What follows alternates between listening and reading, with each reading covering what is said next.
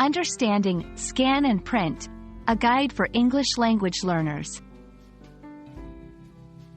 Hello, and welcome to our English learning series.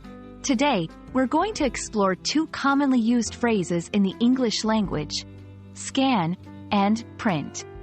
These words are often used in the context of technology and office settings, so understanding them can be incredibly useful.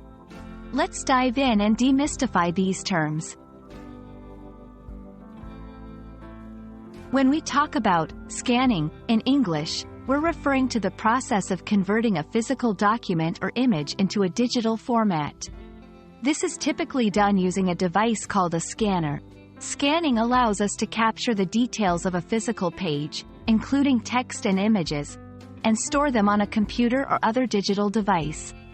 It's a crucial step in digitizing information and making it easy to share and store. Understanding a word means knowing how to use it in a sentence. Here are some examples. I need to scan these documents to send them via email.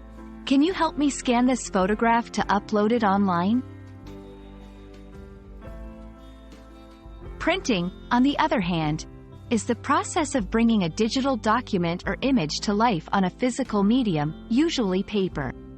When we print a document, we use a printer to transfer the digital information onto paper, creating a hard copy that you can hold, read, and share physically.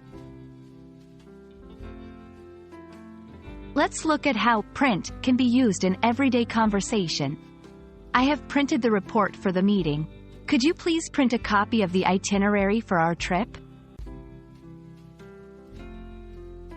Understanding the terms scan and print is essential in today's digital world, especially in office environments or when dealing with technology. We hope this video has helped clarify these terms for you. Remember, practicing these words in context will help solidify your understanding. Happy learning, and see you in our next video.